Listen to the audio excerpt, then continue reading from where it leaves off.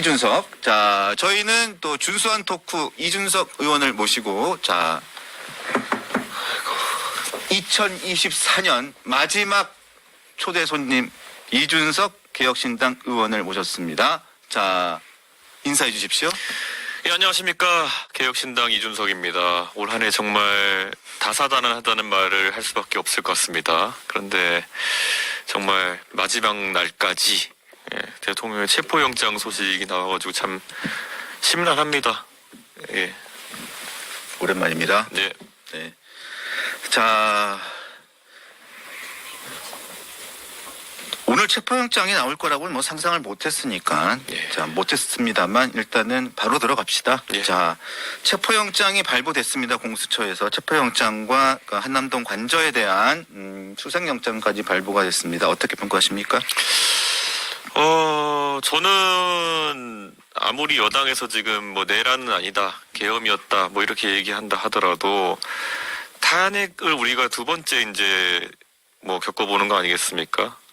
그 노무현 대통령 탄핵을 빼놓고 나면요, 두 번째 네. 겪어보는 건데 그때도 보면은 대중의 어쨌든 이미 판단이 한쪽으로 강하게 쏠린 상황에서는 법원이 그런 어떤 희망 회로에 따른 판단을 내려주기보다는 실제 굉장히 엄격하게 이제 적용해서 판단을 내리는 것 같다, 그런 생각이고, 저는 윤석열 대통령이 방금 전에 입장을 내가지고 윤석열 대통령 측에서 이거는 인정할 수 없다는 취지로 얘기했지만은 네. 한 하루 이틀 정도의 시격을 두고 집행을 하려고 하지 않을까, 그런 생각이 듭니다. 그 집행을 할지 말지에 대해서는 아직까지 그 공수처가 명확하게 얘기를 하진 않았어요. 그런데 보니까 원칙을 얘기를 했거든요. 그래서 집행은 원칙이다. 원칙이고 뭐 서울구치소에 인치하는 것도 뭐 원칙이다, 이렇게 얘기를 했는데, 일단은 뭐 말씀하신 것처럼 뭐 대통령 측에서는 윤갑근 변호사는 이거는 받아들일 수 없다, 놀랍고 받아들일 수 없다, 대단히 유감스럽다. 그리고 경호처에서도 뭐 공식적인 입장이 뭐 하여튼 뭐 경호를 네. 발동하겠다라는 건데, 물리적 충돌도 가능성도 있어요. 제가 공교롭게도 오늘 아침에 국군 수도병원에서 뭐 연결식 하나 참석하고 여기 오는 길에 그 9401번 광역버스를 타고 왔는데 그게 딱 그 한남동 관저 앞을 지나옵니다. 그런데 상당히 긴장감이 흐르는 것을 봤습니다. 사람들이 모이고 있는 것도 이제 보면서 왔거든요. 네.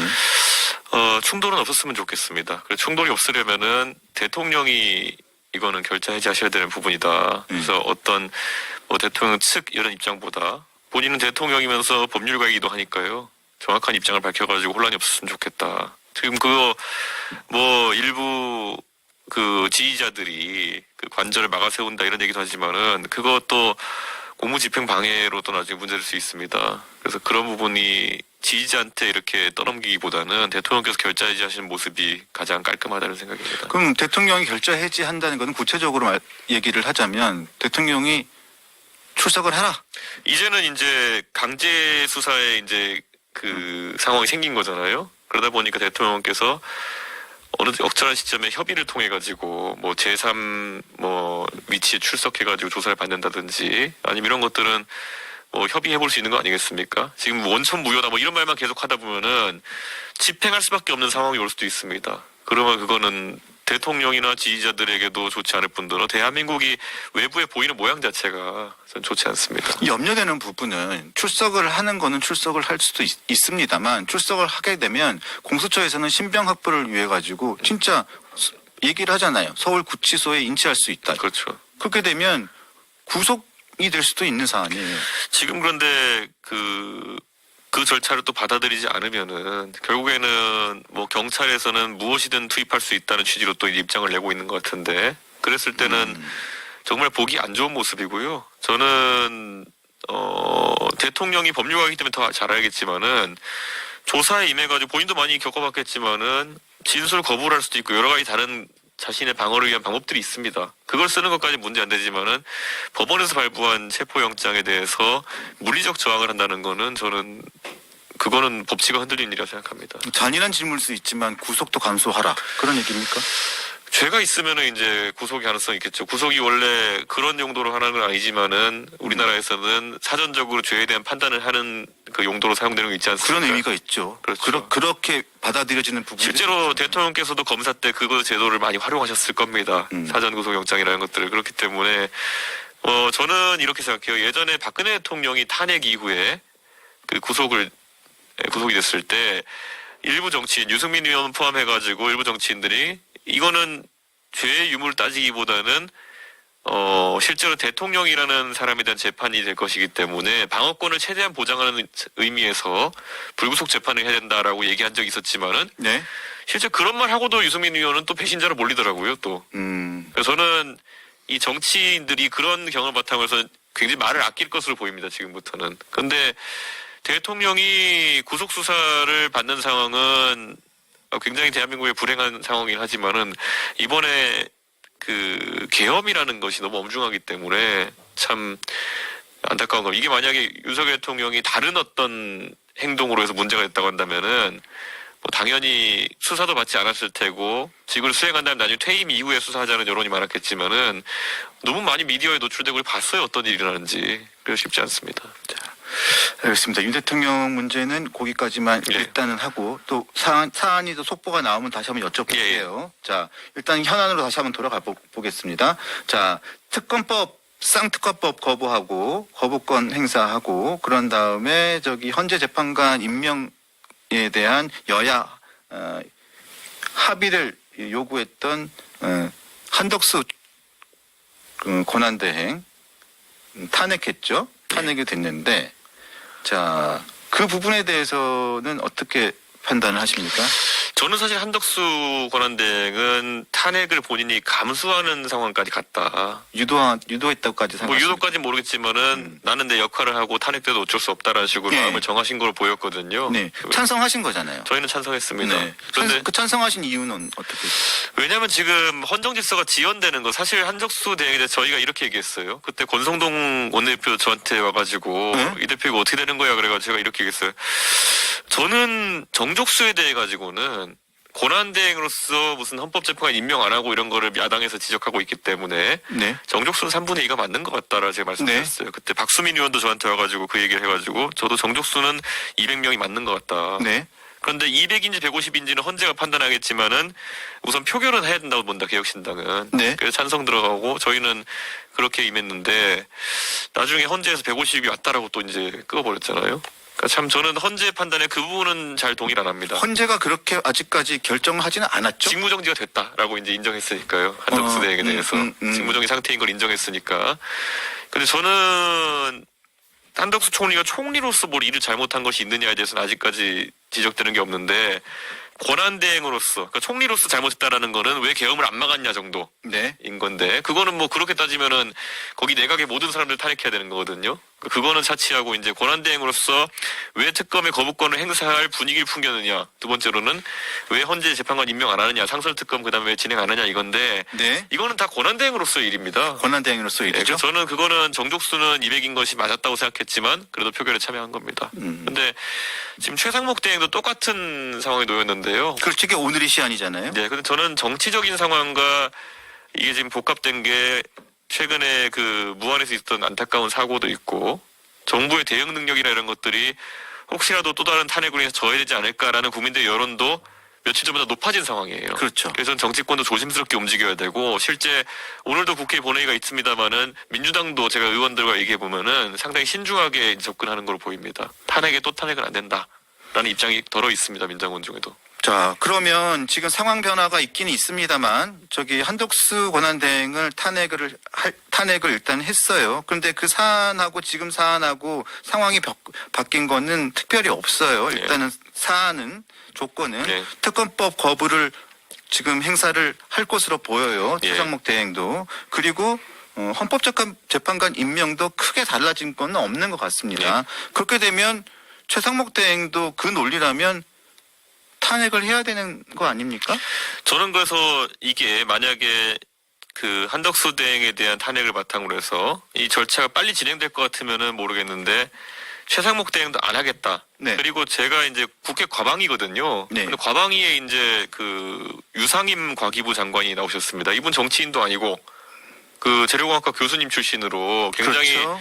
평소에 우리가 과방위 상임위에 본 성품이 굉장히 훌륭하시고 이런 온화한 분인데, 분이시죠. 예. 그런데 딱 이번에 우리가 이제 과방위에서 민주당 쪽 의원들이 만약에 장관이 이제 승계자 4번인데 네. 이주 부총리 다음에 장관에게까지 그렇죠. 오면은 이런 것들 어떻게 처리하시겠냐. 그런데 결연한 목소리로 나도 이제 이런 절차에 대해서 그 신중하게 네. 일단 취지로 말씀하셔서 민주당 의원들이 깜짝 놀랐어요. 네. 그러니까 그게 뭐냐면은 사실 유상임 장관의 그런 의지나 이런 게 사실 지금 민주당 의원들에게도 야 이거 이렇게 계속 가도 되는 거야? 라는 약간의 경각심을 심어주는 그런 계기가 된 것 같습니다. 네. 그래서 저는 민주당도 이제 이 상황에서 힘으로 밀어붙이기만으로는 어느 순간에 한계가 올 거라는 판단을 할 거라 봅니다. 그래서 개인적인 의견을 여쭤보는 거예요. 예. 왜냐하면 특검법을 오늘 거부할 가능성이 전 90% 이상이라고 보는데요. 예. 예, 그렇게 되면 최상목 대행 특검법 거부 이거는 받아들이시는 겁니까?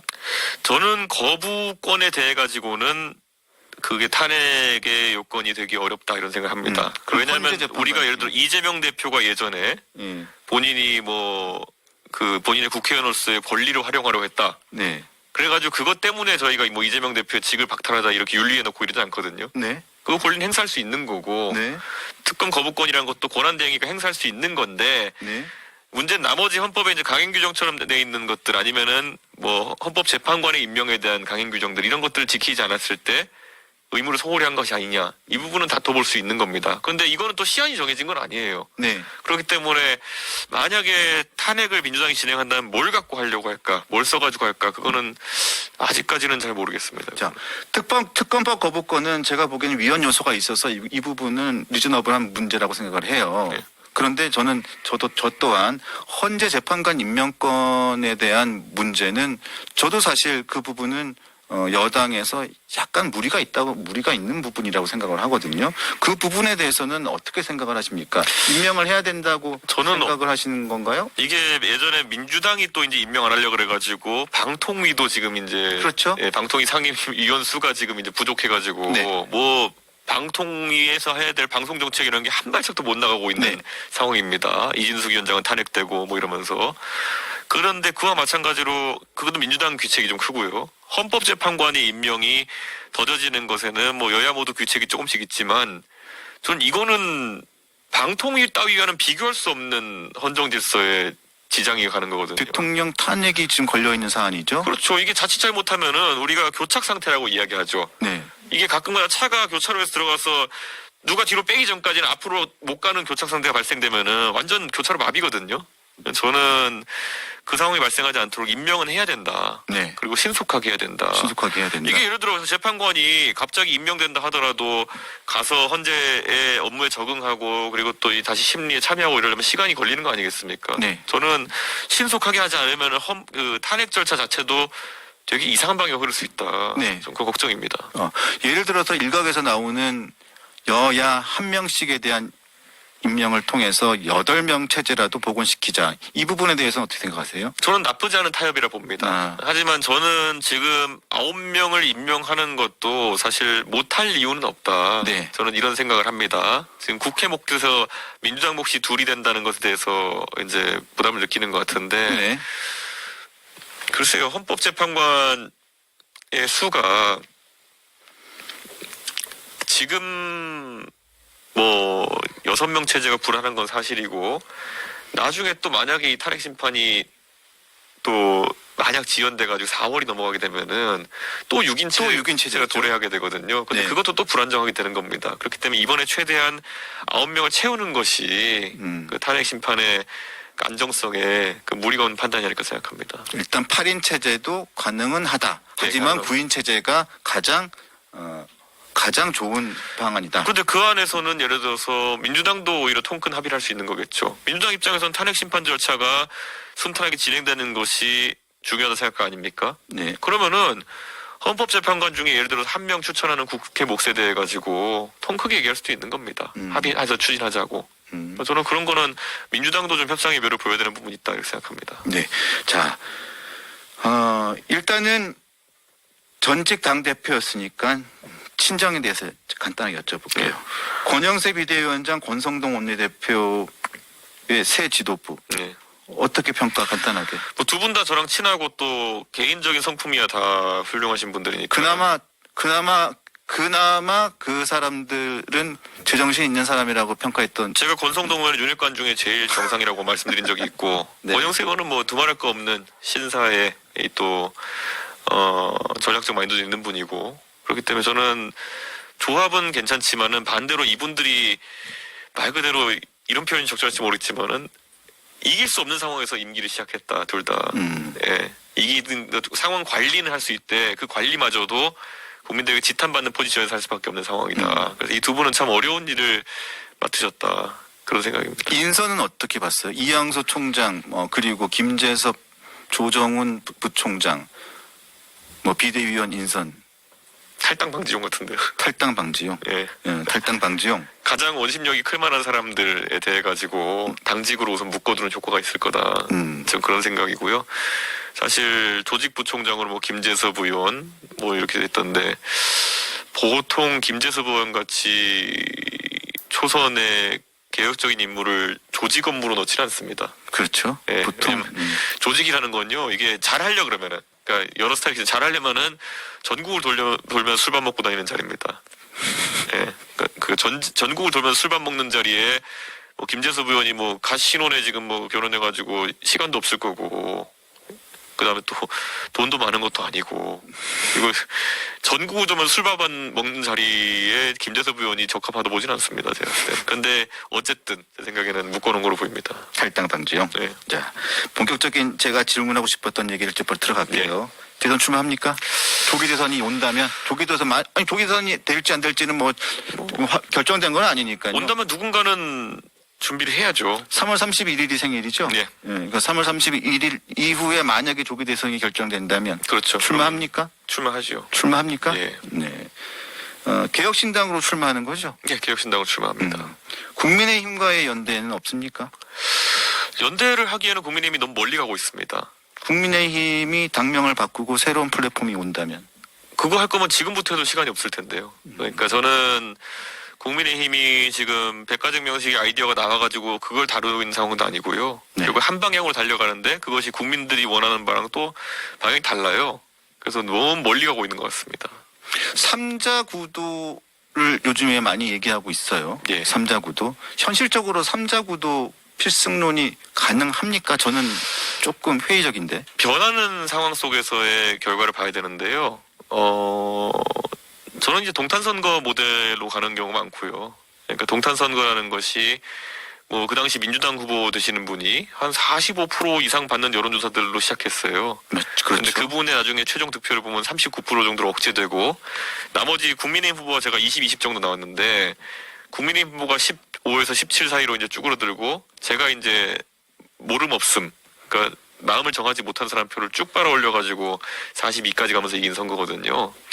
그렇게 보면요. 전체 원래 동탄이 민주당 지지율이 한 65% 나오는 곳이에요. 네. 그런데 그 중에서 민주당 후보가 39로 억제됐다는 거는 65 중에 한 26 정도를 제가 흡수했다는 거거든요. 저는 오히려 민주당에서 이재명 대표의 일방적 리더십이라든지 아니면 다소간의 도덕적 문제나 이런 것 때문에 찍을 수 없는 분들의 표를 흡수하는 능력이 가장 큰 후보가 누가 될 것이냐. 네. 그게 관건이고 지난 탄핵 대선 그러니까 우리가 기억하는 그 박근혜 탄핵 이후의 대선을 보면은 안철수 후보가 초반에 굉장히 무섭게 치고 올라갔습니다. 그냥 그렇죠. 흡수력이 강했고 네. 문재인 대통령도 그 당시에 후보 시절에 확장성의 한계가 뚜렷했거든요. 네. 그러니까 친노 친문의 계승자면서 또 한편으로는 굉장히 또 한쪽 이념에 치우친 모습을 보이면서 그런 게 보였는데 저는 이재명 대표는 그보다 더 확장성이 낮을 수 있다. 그런 부분을 공략하는 게 중요하죠.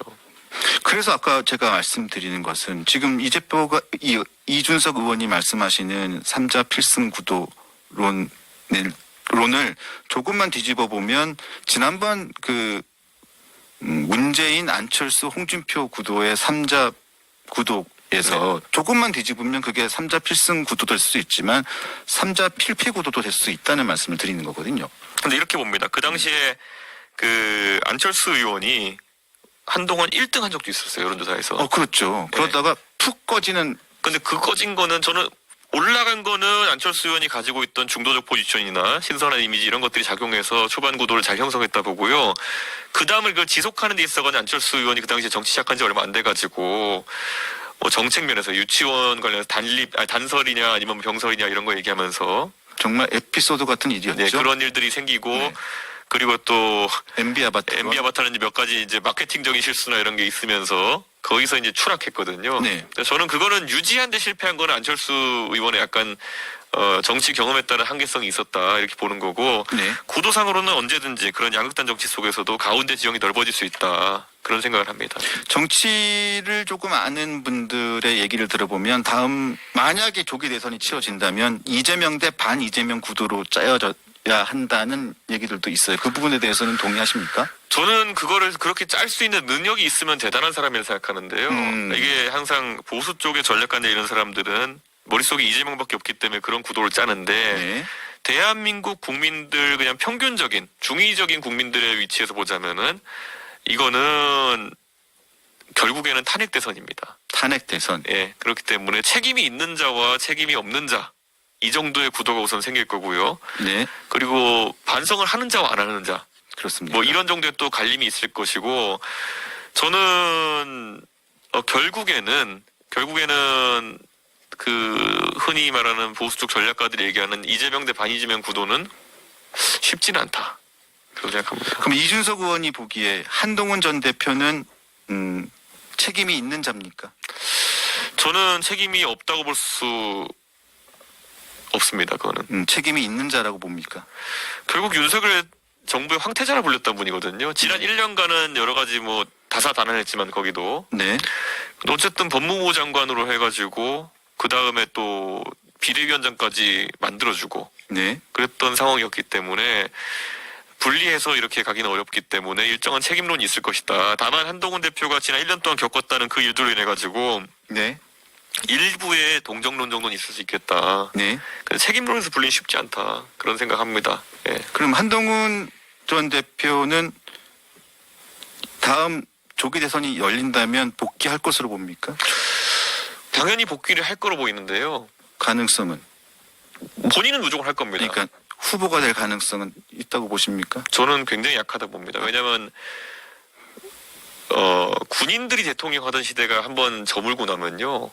군인들이 다시 대통령 세상은 오기가 어렵습니다. 그건 다시 치환을 하면 검사 대통령으로서 큰 어려움을 받기 때문에 그런 취지입니까? 그렇죠. 그리고 세상을 이제 보는 세계관이라는 것이 윤석열 대통령이 검찰총장일 땐 몰랐지만 대통령의 자리에 오르나니까 하는 게 계속 누가 나쁘냐 착하냐만 가리려고 한다. 선악을 갈라가지고 정치판을 짜려고 한다는 것에 국민들이 이골이 나 있거든요.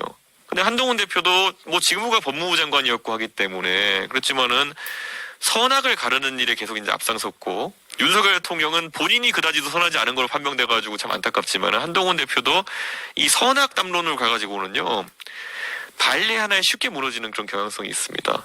어떤 거요? 발례. 예. 그러니까 예를 들어 조국 대표에 대해 가지고 수사를 막 했을 때 거기까지만 그쳤으면 조국 대표도 좀 문제가 있구나 끝났을 텐데 김건희 여사에 대해 이것저것 하면서 당신은 뭐 그렇게 또 깨끗하다고 그래가 조국 대표에 대해서 갑자기 붐이 일어가지고 총선 때 돌풍 나고 이러지 않았습니까? 그러니까 이건 다 상대적인 거거든요. 네. 그러니까 한동훈 대표도 만약에 그 길을 가가지고 선악구도로 뭐 점수 따보려고 한다? 쉽지 않고 발리 하나에 무너지는 거고요. 제가 미국 대선 캠페인도 해리스 대 트럼프 했을 때 그런 말 했었거든요.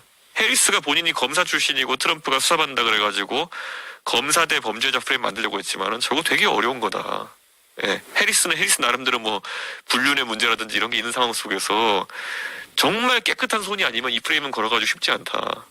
근데 한동훈 대표도 이번에 보면은 물러나기 전에 고생했던 것이 무슨 뭐 당계 댓글 사건이니 뭐 이런 것들부터 해서 아주 작은 발리에도 무너지는 거거든요, 이런 게. 네. 저는 좀 그런 전략으로 검사들이 앞으로 득세하기는 어렵다 봅니다.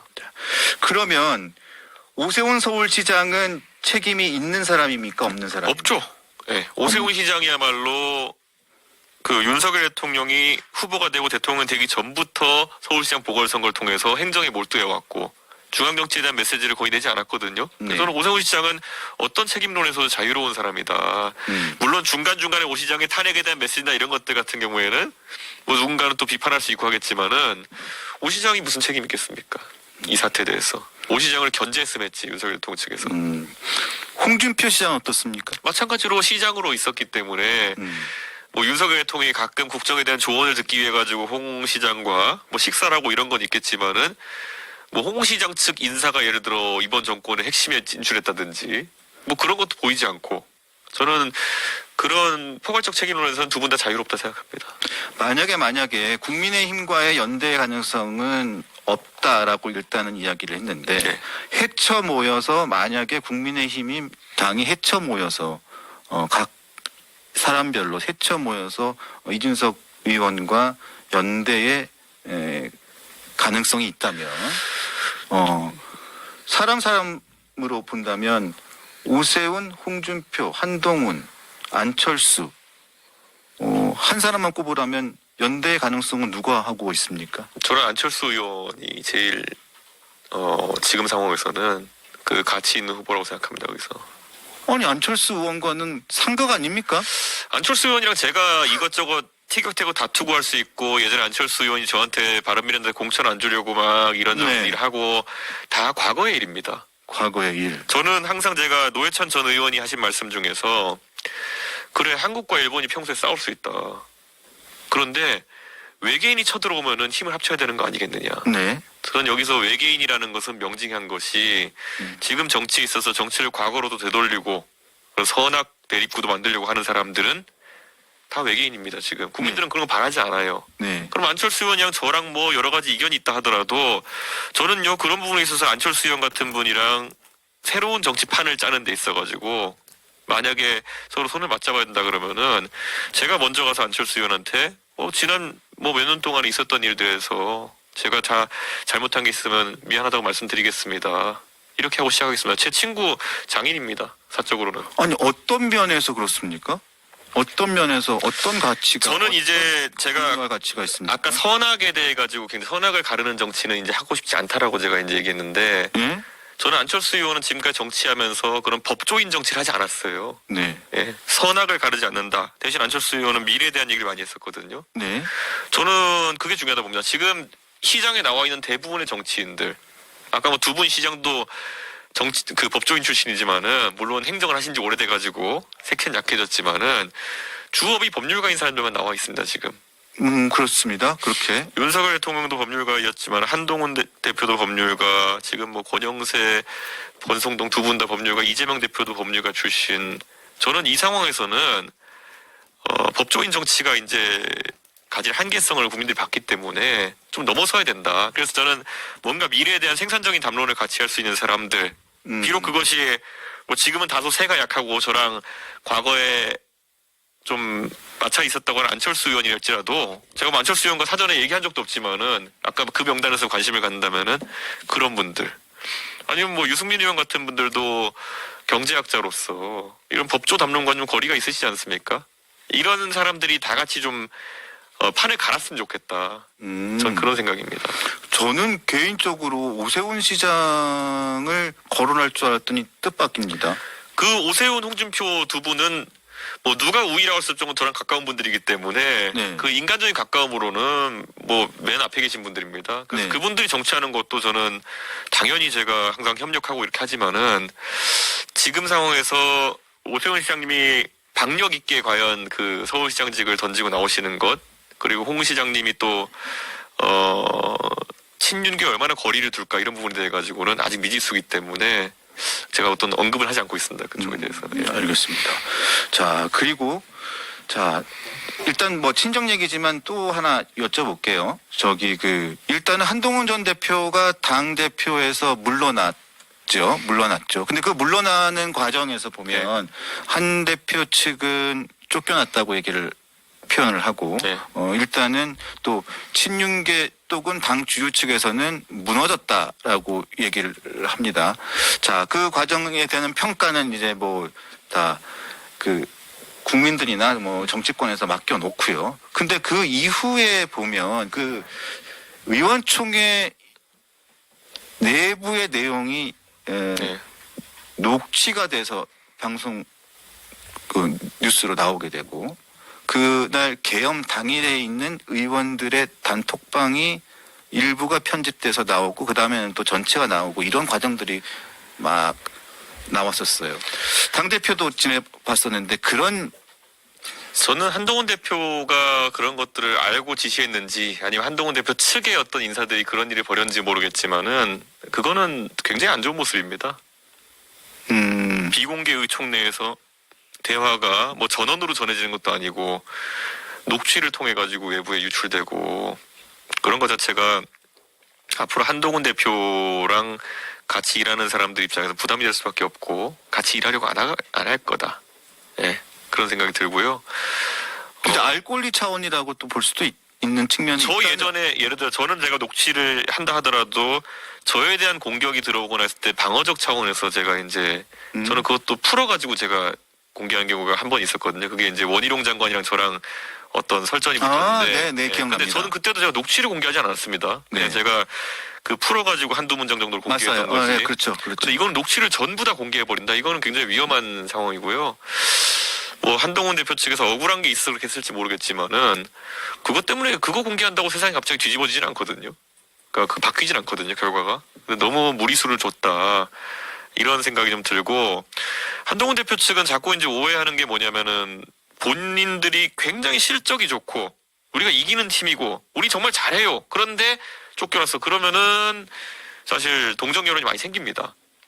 그런데 누가 봐도 국회의원 선거 때 대패를 하고 그다음에 법무부 장관 시절에도 이재명 대표 뭐 구속하는 실패하고 지금까지 성과가 별로 없거든요. 근데 성과가 없는데 그냥 이미지 정치 가지고 이제 우리를 그리워해 주세요 이렇게 하기에는 그렇게 여유가 없을 겁니다. 보수 진영의 유권자들이. 그래서 저는 그거는 한동훈 대표 측에서 어떻게 하면 한동훈 대표의 그런 과거의 신선한 이미지를 넘어서는 능력 있는 이미지를 구축하냐의 문제인데 이번 시즌에서 그러니까 이번 계엄 정국에서 보여준 모습은 우왕좌왕하는 모습이 좀 많이 부각됐고 그 중간에 그때 뭐 한덕수 총리랑 같이 서가지고 발표할 때는 보면은 흡사 일부는 사리사욕이 앞선 거 아니냐라는 평가를 하기도 했어요. 그 당시에. 예, 그러니까 뭐 이게 소통령 하려고 하는 거 아니냐 이런 식으로. 그러니까 저는 그 부분 좀 한동훈 대표 측에서 뼈 아프게 생각해야 될 점이 아닌가 그렇게 생각합니다. 지금 마지막으로 이재명 대표에 대한 좀 얘기를 마지막으로 좀 해볼게요. 자, 항공기 참사가 있는 당일 SNS를 올려서 문매를 맞기도 했고, 그리고 최근에는 어젠가요? 또 일부 온라인상에는 그래도 일을 잘하는 건 이재명이다라는 글들이 막 매크로처럼 막 네. 올라오고 있습니다. 이재명이 다시 보이네 뭐 저런 건데. 네. 자, 이재명 대표가 그러면서도 지금 재판은 계속 지연 전략을 계속 쓰고 있습니다. 네. 지금 계속 빨리 지금 대선 시기를 빨리 조기 대선을 빨리 해가지고 지금 하려고 하는 계속 그런 걸 보이고 있는데 이재명 대표의 대권 시계 대선 전략 지금 빨리 지금 계속 돌리려고 하는데 지금 탄핵을 계속 진행하고 있잖아요. 이재명 대표의 전략 성공할 거라고 보십니까? 저는 이재명 대표가 조급해하는 이유는 우리 다 알지 않습니까? 네. 재판 때문에 그런 거 아니겠습니까? 제가 근데 그때 하도 그게 답답해가지고 본인이 만약에 재판을 받는데 무죄라고 생각하고 억울하다 생각하면은 대선 전에 어쨌든 계속 빨리 이거 재판을 빠르게 진행해달라고 해가지고 털고 재판을 그 선거를 나가야 되는 거거든요. 저 예전에 저한테 뭐 성상남 어쩌고 할 때 제발 빨리 좀 결론 내달라고 제가 오히려 주장했었거든요. 그런데 결국 무혐의 났잖아요. 그런데 그 억울한 상황에 있는 사람의 행동이 아닙니다. 본인은 아는 거죠. 본인이 문제될 것이 있다고 생각하기 때문에 늦추고 뭉개고 이런데 헌법에 보면요. 그러니까 우리가 대통령의 불소추 특권이라고 하는 것이 이게 있는 이유는 뭐냐면요. 대통령직 하면서 누가 고소고발 남발해가지고 대통령 하던 시기의 일에 대해서 계속 평가받는 상황을 막기 위해서 있는 조항이거든요. 근데 이건 대통령 선거 나가기도 전에 이재명 대표가 저질러 놓은 일들 벌써 몇 년 된 일들 아닙니까? 그렇죠. 근데 이거에 대해 가지고 대통령이 돼가 재판 절차를 중지시킬 수 있지 않을까라는 기대를 하는 것 자체가 저는 반헌법적이다. 헌법에서 예를 들어서 국회의원의 면책특권이라는 것도 국민들이 뭐라 하지만요. 국회의원이 의정활동 중에 한 말을 보호해 주는 거예요. 네네. 국회의원이 예를 들어서 밖에 나가 술집에서 이상한 말 떠들어가지고 문제됐다. 그거는 보호해주지 않아요. 네. 그러니까 이재명 대표도 착각을 하면 안 되는 것이 대통령에 대한 불소추 특권이라고 하는 거는 대통령직 수행 중에 대통령에게 어떤 문제들이 생겼을 때 직무에 집중할 수 있도록 보호해 주는 거지. 이런 지금 뭐 몇 개 혐의로 재판받는 사람을 도와주는 게 아닌데, 그래서 제가 그때 뭐라 그랬냐면은 지금 윤석열 대통령이 헌법을 위반했다 그래서 탄핵 심판을 받는데, 윤석열 대통령이 만약 탄핵되고 조기 대선이 있다 그러면은 그 다음 인물은 적어도 헌법에 대한 수호 의지가 있는 사람이 돼야 되는 거 아니냐. 네. 근데 지금 이재명 대표는 그 헌법상의 불소추 특권을 자기의 과거의 일을 방어하는 데 쓴다. 그럼 그거 자체가 반헌법적이다. 네. 그리고 그래서 제가 그러면은 쓰레기차가 지나가고 분뇨차가 오는 상황이 되면 안 되는 거다. 이렇게 정말 강하게 비판한 것이, 우리 국민들께서 주변에 그렇게 알리셔야 돼요. 아, 네. 그러니까 반헌법적인 행동을 했던 대통령을 뭐 탄핵으로 쫓아내고, 만약에 이런 불소추 특권을 반헌법적으로 활용하는 사람이 또다시 대통령이 된다. 그거는 분뇨차다. 네, 결코 앞에 있었던 그런 대통령보다 낫지 못한 대통령이 될 수밖에 없다. 그래서 우리 대통령들이 정말 이번 선거에서는 전과도 없고 좀 기소도 안 돼보고 이런 사람들에게 좀 관심을 가져야 되지 않을까, 그렇게 생각합니다. 보통 그런 분들을 정상인이라고 하죠. 그렇죠. 그리고 이재명 대표가 무슨 지금 있는 건들에서도 이제 5개인가 6개인가 재판을 받고 있지만은, 네. 그래서 뭐 별이 5개가 더 붙을지 6개가 붙을지 모르겠지만은 이미 별이 4개입니다. 예. 근데 이거는 되게 심각하게 받아들여야 될 것이, 대통령은 우리나라의 통수권자, 통치권자이면서 한편으로는 우리나라의 외부의 우리나라를 표현하는 원수입니다. 그렇죠. 예. 원수가 얼마나 도덕적 어떤 그런 청렴함을 가지느냐, 이런 것들도 국격에 상당히 의미가 있지요. 네. 예. 그런데 그런 거를 간과하면은 글쎄요, 참 난감한 상황이 오겠죠. 네, 알겠습니다. 오늘 2024년 마지막 날 마지막 손님으로 나오셔서 감사드리고, 그리고 저기 시청자 여러분께 네.